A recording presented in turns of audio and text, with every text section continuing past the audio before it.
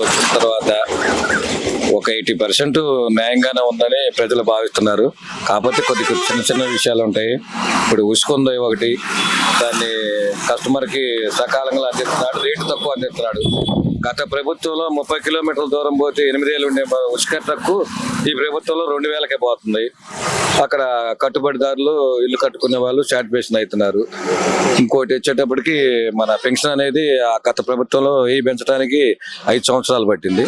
ఈ ప్రభుత్వంలో వచ్చిన తెల్లారే ఎమ్మటే పెంచేశాడు.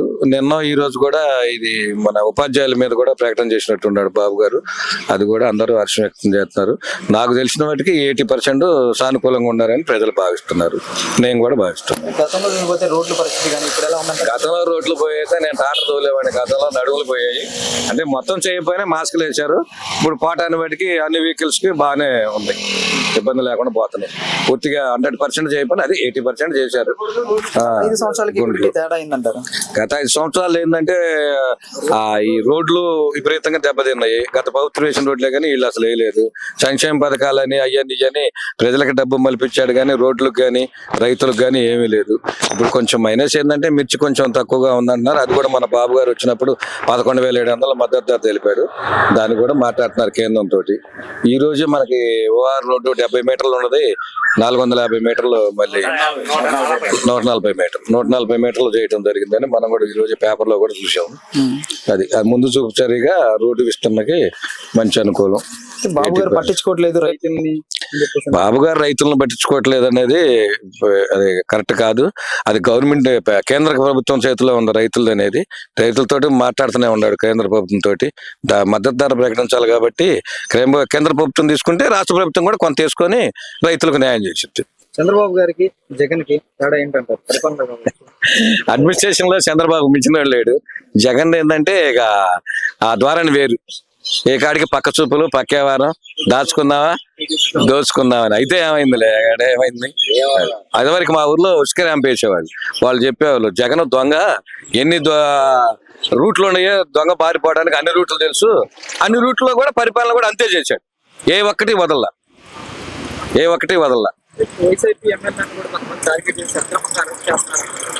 అది వాళ్ళ అధికార అహంకారంతో ఆడదాన్నైనా గాడిదనైనా కానీ వదిలిపెట్టలా. ఆ రకంగా దుర్భర్సలాడి, ఆ రకంగా బెదిరించి, ఆ రకంగా చేశారు. పడాలనాలి జైల్లో పడి తన్నులు తింటాం దేనికిలే. అదే జైల్లో పడి తన్నులు తింటాం దేనికిలే. అక్కడే పోయి కూర్చుంటే ఏదో ఒకటి మేనేజ్ చేసుకోవచ్చు. ఇప్పుడు ఉంది కదా, ఏదన్నా మనకి లీవ్ కావాలంటే ప్రభుత్వం సర్టిఫికేట్ ఒకటి తీసుకుంటే లీవ్ ఇస్తారు కదా గవర్నమెంట్ హాస్పిటల్లో. అదే టైపులో వెళ్ళాడు కొడాలి కూడా. చేసిన పాపాలు ఇక్కడ బాగపోతే ఎక్కడో దూరాన్ని పోతే ఎవరు చూడరు కదా. జరిగింది. ఆయన తిరుపతి ఆయన శాఖ బయటకు బాగానే మెరుగుపడుతున్నాడు. మిగతా శాఖలు కూడా చూడాలని చూస్తున్నాడు. అంటే కొద్దిగా సమయం టైం పట్టిద్ది. అందరినీ కలుపుకొని పోవాలంటే ఇవాళ ఎవడు పెత్తన వాడిది, ఎవడు ఇగో వాళ్ళది. అమరావతిలో రైతులు చాలా రకాల ఇబ్బంది పెట్టాడు. మన విడిపోతే మిర్చి ఆటకు వచ్చి రైతుల కోసం అప్పుడు గుంటూరు మార్కెట్ యార్డ్ తగలబడినప్పుడు అప్పుడు మార్కెటింగ్ శాఖ మంత్రి ఒక ఆయన ఉన్నాడు. పేరు అయితే నోటి అర్థం కానీ రావట్లా. రాజశేఖర రెడ్డి అమ్మటే పంపించాడు ధర్నాలు చేయకుండా, ఉధృతం కాకుండా చూసుకోవడానికి. ఇప్పుడు నిన్న ఏం జరిగిందంటే ఏమన్నా రైతులు ఇంకా తేడా జరిగి మార్కెట్ మీద ఇబ్బంది పెడతారేమో, ప్రభుత్వం మీద ఇబ్బంది పెడతారేమో అని అట్టు వచ్చిపోయాడట చొట్టం చూపులాగా. అంతే, అక్కడేం లేదు. కూటమి ప్రభుత్వం 80% బాగానే నడుపుతుందండి. కొంచెం ఒడిదుడుకులు ఉన్నాయి, మరి చదువు చేసుకోవాలి. బడ్జెట్ లేదు, నెలకు పెన్షన్లు కరెక్ట్ గానే ఇస్తున్నాడు. మరి కొన్ని రేపు విద్యా దీవెన కూడా మళ్ళీ స్టార్ట్ అయ్యేటప్పటికి మళ్ళీ పెడతాను అంటున్నాడు. మే నెల వేస్తాడు. పథకాలు కూడా వెళ్తారు, చేస్తారు. ఇప్పుడు ఉచిత బస్సు అని కేకలేసేవాళ్ళు మరి ₹1,00,000 పెట్టి డొనేషన్లు కట్టి అక్కడ హాస్టల్లో చేరుతున్నారు. మరి వచ్చే స్కూళ్ళు ఉన్నాయి కదా, మరి ఆ ఉచిత స్కూల్లే కదా, దాంట్లో చేర్చొచ్చు కదా పిల్లల్ని. ఉచిత బస్సు పెట్టలేదు అని చెప్పేవాళ్ళు అందరూ. అటు చేయమని క్యాన్వాస్ చేస్తే కూడా ప్రభుత్వం వాళ్ళు బాగుపడతాయి, టీచర్స్ పెరుగుతారు, ఉపాధ్యాయులకు ఉంటది.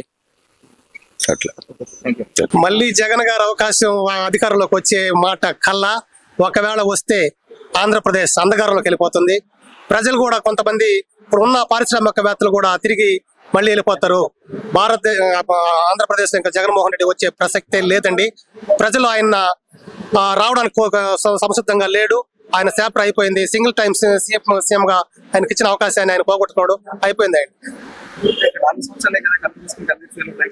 ఆయన వాళ్ళ కార్యకర్తల్ని భ్రమలో పెడుతున్నాడు, ఏదో ఊహించి వాళ్ళని కార్యకర్తల మనోధైర్యం కల్పించడం అలా చెప్తున్నాడు. కానీ పూర్తిగా ఆయన తెలుసు ఆయన చాప్టర్ అయిపోయింది ఆంధ్రప్రదేశ్ లో అని ఆయనకి తెలిసింది.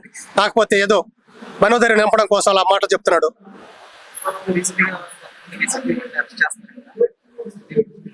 చట్టం అండి, తప్పు ఎవరు చేసిన తప్పును అనుభవించక తప్పదు. చట్ట ప్రకారం అర్ధరాత్రి వెళ్ళి తలుపులు పగలగొట్టి ఇళ్ళలో బెడ్రూమ్ లో అరెస్ట్ చేయట్లేదండి. చట్ట ప్రకారం నోటీసులు ఇస్తున్నారు.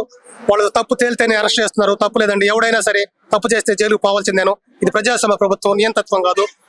ఖచ్చితంగా తప్పు చేసినప్పుడు జైలుకు పోతే ప్రజలు కూడా తప్పు చేసినప్పుడు శిక్షించాలి. శిక్షించినప్పుడు ఇంకోటి తప్పు చేయడానికి భయపడతారండి. ఎంత లీడర్ అయినా సరే తప్పు చేసి ఖచ్చితంగా శిక్ష అనుభవించాలి. ఒక లీడర్ తప్పు చేయని లీడర్ శిక్షించినప్పుడే సామాన్య ప్రజలు కూడా తప్పు చేయడానికి భయపడతారండి.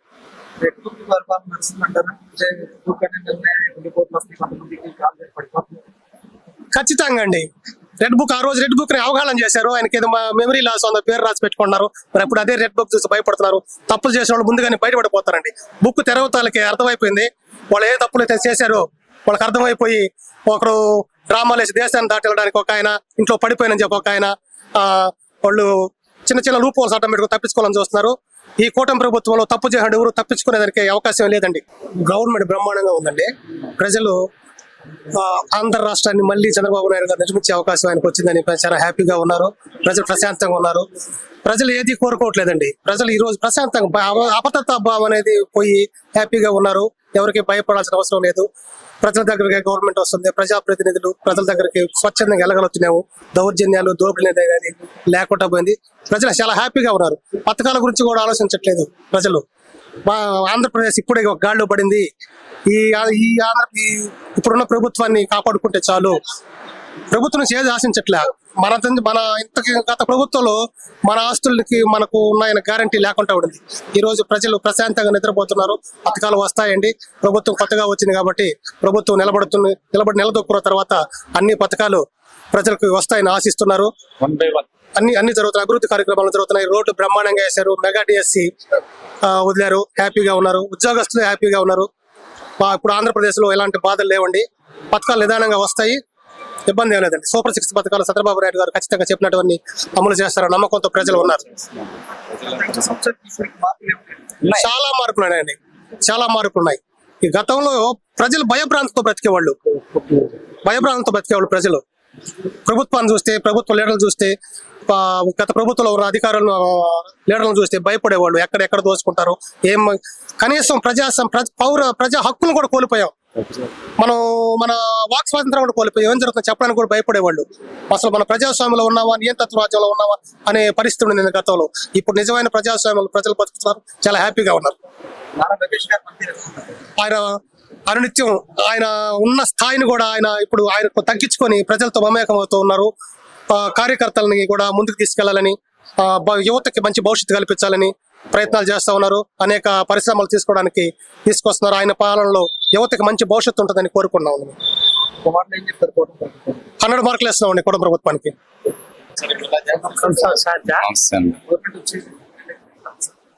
బాగుందండి. మార్పులు ఉన్నాయండి. ఎలా అంటే చెప్పిన వాగ్దానాల్లో ఫస్ట్ ఫ్యాక్షన్ చెప్పాడు కదా, ఫ్యాక్షన్ ఇస్తున్నారు. ఫ్రీ సిలిండర్ అన్నారు. ఫ్రీ సిలిండర్ ఇస్తున్నారు. సో అమ్మఒడి అవి జూన్లో స్టార్ట్ చేసి ఈ మహిళలకి అమౌంట్ అన్ని సమకూరుస్తాడని మాకు ఒక నమ్మకం ఉంది పార్టీ మీద. క్యాపిటల్ సిటీ కడతాడు, పోలవరం ప్రాజెక్ట్ కడతాడు, సెంట్రల్ నుంచి ఫండ్స్ తెచ్చి చేస్తాడని ఒక నమ్మకంతో జరుగుతూ ఉంది. పార్టీ నిలబెడతాడు. నెక్స్ట్ గవర్నమెంట్ రాబోయే విధానం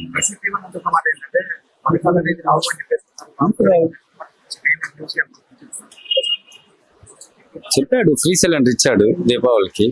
ఫ్యాక్షన్ చెప్పిన పద్ధతి ప్రకారం 3 నెలలకు ముందు చెప్పింది అదే విధంగా అమౌంట్ ఇచ్చాడు. నెక్స్ట్ అమ్మఒడి వేస్తాడు జూన్లో.